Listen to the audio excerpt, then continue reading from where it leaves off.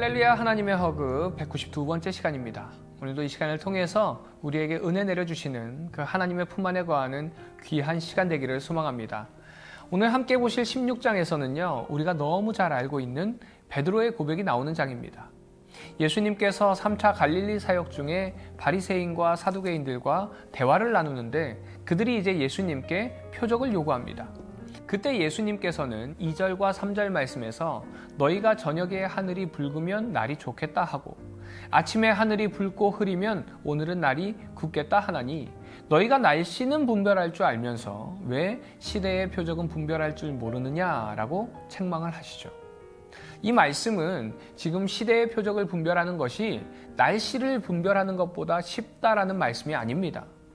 어떻게 시대의 표적을 분별하는 것이 하늘을 보고 날씨를 예측하는 것보다 쉬울 수가 있겠습니까?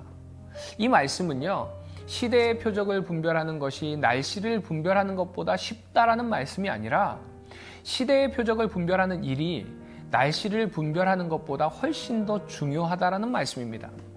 날씨를 분별하지 못한다면요, 그들이 겪게 되는 것은 고작 비를 맞거나 그냥 강한 바람을 맞는 일입니다.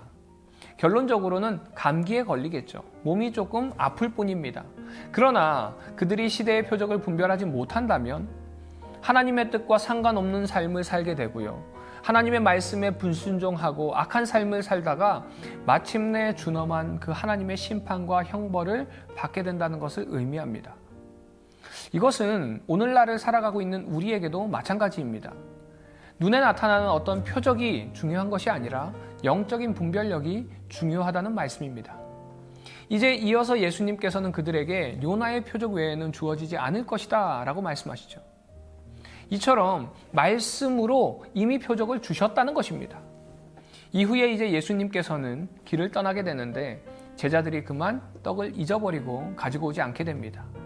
그것을 통해서 예수님께서는 누룩의 교훈을 말씀하시는데 제자들은 떡을 가지고 오지 않은 것만 생각하다가 예수님께서 말씀하시는 그 의도를 제대로 파악하지 못하게 됩니다.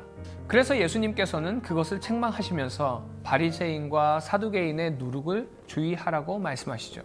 이는 바리새인들이 가지고 있는 형식주의와 또 사두개인이 가지고 있는 세속주의를 경계하라는 의미입니다.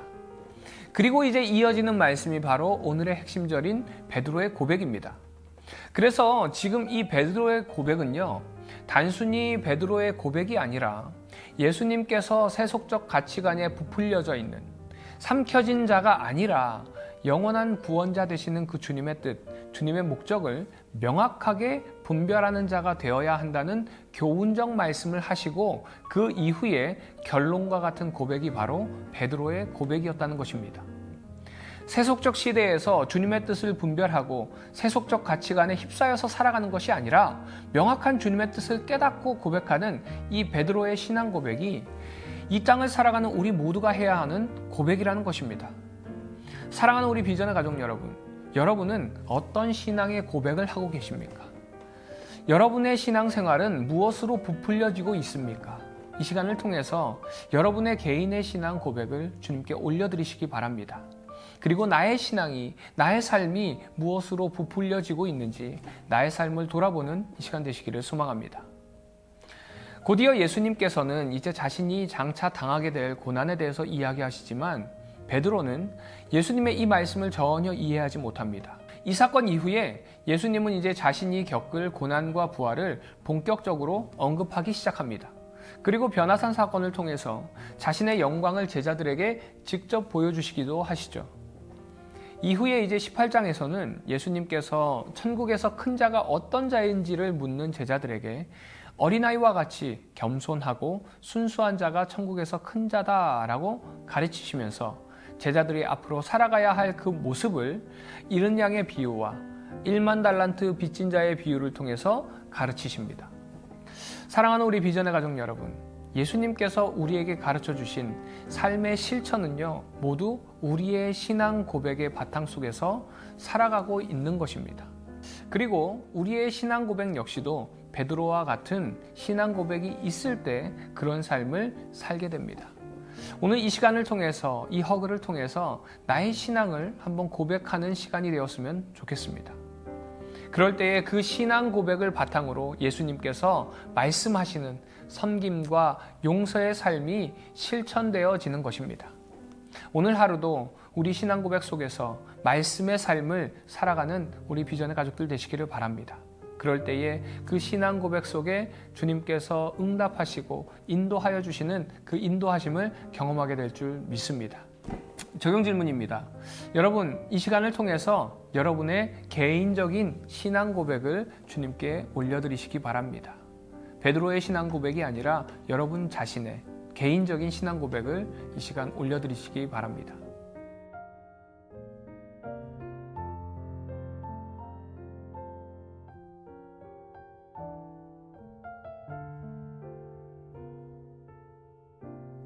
마태복음 16장.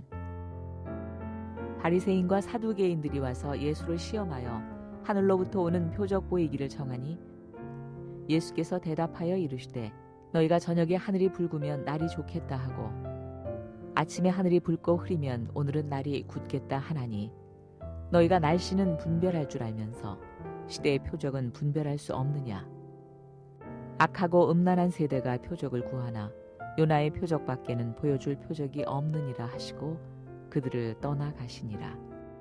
제자들이 건너편으로 갈새 떡 가져가기를 잊었더니 예수께서 이르시되 삼가 바리새인과 사두개인들의 누룩을 주의하라 하시니 제자들이 서로 논의하여 이르되 우리가 떡을 가져오지 아니하였도다 하거늘 예수께서 아시고 이르시되 믿음이 작은 자들아 어찌 떡이 없으므로 서로 논의하느냐. 너희가 아직도 깨닫지 못하느냐. 떡 5개로 5,000명을 먹이고 주운 것이 몇 바구니며 떡 7개로 4,000명을 먹이고 주운 것이 몇 광줄이었는지를 기억하지 못하느냐. 어찌 내 말한 것이 떡에 관함이 아닌 줄을 깨닫지 못하느냐. 오직 바리새인과 사두개인들의 누룩을 주의하라 하시니 그제서야 제자들이 떡의 누룩이 아니요 바리새인과 사두개인들의 교훈을 삼가라고 말씀하신 줄을 깨달으니라. 예수께서 빌립보 가이사랴 지방에 이르러 제자들에게 물어 이르시되 사람들이 인자를 누구라 하느냐. 이르되 더러는 세례 요한, 더러는 엘리야, 어떤 이는 예레미야나 선지자 중에 하나라 하나이다. 이르시되 너희는 나를 누구라 하느냐. 시몬 베드로가 대답하여 이르되 주는 그리스도시요 살아계신 하나님의 아들이시니이다. 예수께서 대답하여 이르시되 바요나 시몬아 내가 복이 있도다. 이를 내게 알게 한 이는 혈육이 아니요 하늘에 계신 내 아버지시니라. 또 내가 내게 이르노니 너는 베드로라. 내가 이 반석 위에 내 교회를 세우리니 음부의 권세가 이기지 못하리라. 내가 천국 열쇠를 네게 주리니 네가 땅에서 무엇이든지 매면 하늘에서도 매일 것이요 네가 땅에서 무엇이든지 풀면 하늘에서도 풀리리라 하시고 이에 제자들에게 경고하사 자기가 그리스도인 것을 아무에게도 이르지 말라 하시니라. 이때로부터 예수 그리스도께서 자기가 예루살렘에 올라가 장로들과 대제사장들과 서기관들에게 많은 고난을 받고 죽임을 당하고 제3일에 살아나야 할 것을 제자들에게 비로소 나타내시니 베드로가 예수를 붙들고 항변하여 이르되 주여 그리 마옵소서. 이 일이 결코 주께 미치지 아니하리이다. 예수께서 돌이키시며 베드로에게 이르시되 사탄아 내 뒤로 물러가라. 너는 나를 넘어지게 하는 자로다. 네가 하나님의 일을 생각하지 아니하고 도리어 사람의 일을 생각하는도다 하시고 이에 예수께서 제자들에게 이르시되 누구든지 나를 따라오려거든 자기를 부인하고 자기 십자가를 지고 나를 따를 것이니라. 누구든지 제 목숨을 구원하고자 하면 잃을 것이요 누구든지 나를 위하여 제 목숨을 잃으면 찾으리라. 사람이 만일 온 천하를 얻고도 제 목숨을 잃으면 무엇이 유익하리요. 사람이 무엇을 주고 제 목숨과 바꾸겠느냐. 인자가 아버지의 영광으로 그 천사들과 함께 오리니 그때 각 사람이 행한 대로 갚으리라. 진실로 너희에게 이르노니 여기 서 있는 사람 중에 죽기 전에 인자가 그 왕권을 가지고 오는 것을 볼 자들도 있느니라. 마태복음 17장. 엿새 후에 예수께서 베드로와 야고보와 그 형제 요한을 데리시고 따로 높은 산에 올라가셨더니 그들 앞에서 변형되사 그 얼굴이 해같이 빛나며 옷이 빛과 같이 희어졌더라. 그때 모세와 엘리야가 예수와 더불어 말하는 것이 그들에게 보이거늘 베드로가 예수께 여쭈어 이르되 주여 우리가 여기 있는 것이 좋사오니 만일 주께서 원하시면 내가 여기서 초막 셋을 짓되 하나는 주님을 위하여 하나는 모세를 위하여 하나는 엘리야를 위하여 하리이다. 말할 때 호련히 빛난 구름이 그들을 덮으며 구름 속에서 소리가 나서 이르시되 이는 내 사랑하는 아들이요 내 기뻐하는 자니 너희는 그의 말을 들으라 하시는지라. 제자들이 듣고 엎드려 심히 두려워하니 예수께서 나와 그들에게 손을 대시며 이르시되 일어나라 두려워하지 말라 하시니 제자들이 눈을 들고 보매 오직 예수 외에는 아무도 보이지 아니하더라. 그들이 산에서 내려올 때에 예수께서 명하여 이르시되 인자가 죽은 자 가운데서 살아나기 전에는 본 것을 아무에게도 이르지 말라 하시니 제자들이 물어 이르되 그러면 어찌하여 서기관들이 엘리야가 먼저 와야 하리라 하나이까? 예수께서 대답하여 이르시되 엘리야가 과연 먼저 와서 모든 일을 회복하리라. 내가 너희에게 말하노니 엘리야가 이미 왔으되 사람들이 알지 못하고 임의로 대우하였도다. 인자도 이와 같이 그들에게 고난을 받으리라 하시니 그제서야 제자들이 예수께서 말씀하신 것이 세례 요한인 줄을 깨달으니라. 그들이 무리에게 이르매 한 사람이 예수께 와서 꿇어 엎드려 이르되 주여 내 아들을 불쌍히 여기소서. 그가 간질로 심히 고생하여 자주 불에도 넘어지며 물에도 넘어지는지라. 내가 주의 제자들에게 데리고 왔으나 능히 고치지 못하더이다. 예수께서 대답하여 이르시되 믿음이 없고 패역한 세대여 내가 얼마나 너희와 함께 있으며 얼마나 너희에게 참으리요 그를 이리로 데려오라 하시니라. 이에 예수께서 꾸짖으시니 귀신이 나가고 아이가 그때부터 나으니라. 이때 제자들이 조용히 예수께 나와 이르되 우리는 어찌하여 쫓아내지 못하였나이까? 이르시되 너희 믿음이 작은 까닭이니라. 진실로 너희에게 이르노니 만일 너희에게 믿음이 겨자씨 한 알만큼만 있어도 이 산을 명하여 여기서 저기로 옮겨지라 하면 옮겨질 것이요 또 너희가 못할 것이 없으리라. 갈릴리에 모일 때 예수께서 제자들에게 이르시되 인자가 장차 사람들의 손에 넘겨져 죽임을 당하고 제3일에 살아나리라 하시니 제자들이 매우 근심하더라. 가버나움에 이르니 반세계를 받는 자들이 베드로에게 나와 이르되 너의 선생은 반세계를 내지 아니하느냐? 이르되 내신다 하고 집에 들어가니 예수께서 먼저 이르시되 시몬아 내 생각은 어떠하냐? 세상 임금들이 누구에게 관세와 국세를 받느냐?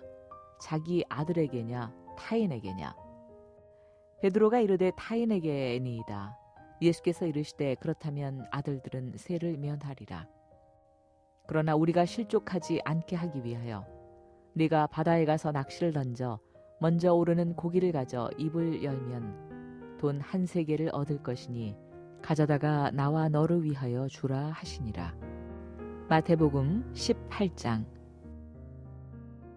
그때 제자들이 예수께 나와 이르되 천국에서는 누가 크니이까? 예수께서 한 어린아이를 불러 그들 가운데 세우시고 이르시되 진실로 너희에게 이르노니 너희가 돌이켜 어린아이들과 같이 되지 아니하면 결단코 천국에 들어가지 못하리라. 그러므로 누구든지 이 어린아이와 같이 자기를 낮추는 사람이 천국에서 큰 자니라. 또 누구든지 내 이름으로 이런 어린아이 하나를 영접하면 곧 나를 영접함이니 누구든지 나를 믿는 이 작은 자 중 하나를 실족하게 하면 차라리 연자 맷돌이 그 목에 달려서 깊은 바다에 빠뜨려지는 것이 나으니라. 실족하게 하는 일들이 있으므로 말미암아 세상에 화가 있도다. 실족하게 하는 일이 없을 수는 없으나 실족하게 하는 그 사람에게는 화가 있도다. 만일 내 손이나 내 발이 너를 범죄하게 하거든 찍어내 버리라. 장애인이나 다리 저는 자로 영생에 들어가는 것이 두 손과 두 발을 가지고 영원한 불에 던져지는 것보다 나으니라. 만일 내 눈이 너를 범죄하게 하거든 빼어내 버리라. 한 눈으로 영생에 들어가는 것이 두 눈을 가지고 지옥불에 던져지는 것보다 나으니라. 삼가 이 작은 자 중에 하나도 업신여기지 말라. 너희에게 말하노니 그들의 천사들이 하늘에서 하늘에 계신 내 아버지의 얼굴을 항상 되옵느니라. 너희 생각에는 어떠하냐? 만일 어떤 사람이 양 100마리가 있는데 그 중에 하나가 길을 잃었으면 그 99마리를 산에 두고 가서 길 잃은 양을 찾지 않겠느냐? 진실로 너희에게 이르노니 만일 찾으면 길을 잃지 아니한 99마리보다 이것을 더 기뻐하리라. 이와 같이 이 작은 자 중에 하나라도 잃는 것은 하늘에 계신 너희 아버지의 뜻이 아니니라. 내 형제가 죄를 범하거든 가서 너와 그 사람과만 상대하여 권고하라.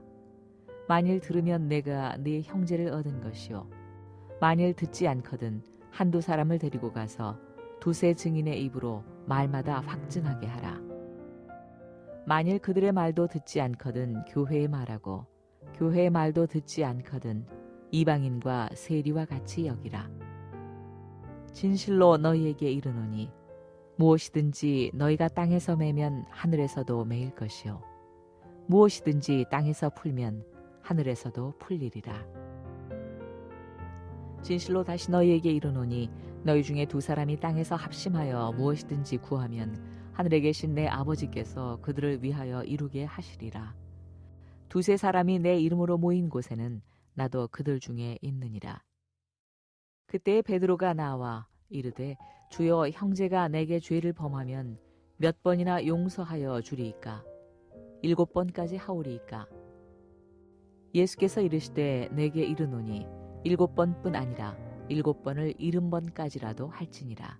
그러므로 천국은 그 종들과 결산하려 하던 어떤 임금과 같으니 결산할 때 10,000달란트 빚진 자 하나를 데려오매 갚을 것이 없는지라 주인이 명하여 그 몸과 아내와 자식들과 모든 소유를 다 팔아 갚게 하라 하니 그 종이 엎드려 절하며 이르되 내게 참으소서 다 갚으리이다 하거늘 그 종의 주인이 불쌍히 여겨 놓아보내며 그 빚을 탕감하여 주었더니 그 종이 나가서 자기에게 100데나리온 빚진 동료 한 사람을 만나 붙들어 목을 잡고 이르되 빚을 갚으라 하매 그 동료가 엎드려 간구하여 이르되 나에게 참아 주소서 갚으리이다 하되 허락하지 아니하고 이에 가서 그가 빚을 갚도록 옥에 가두거늘 그 동료들이 그것을 보고 몹시 딱하게 여겨 주인에게 가서 그 일을 다 알리니 이에 주인이 그를 불러다가 말하되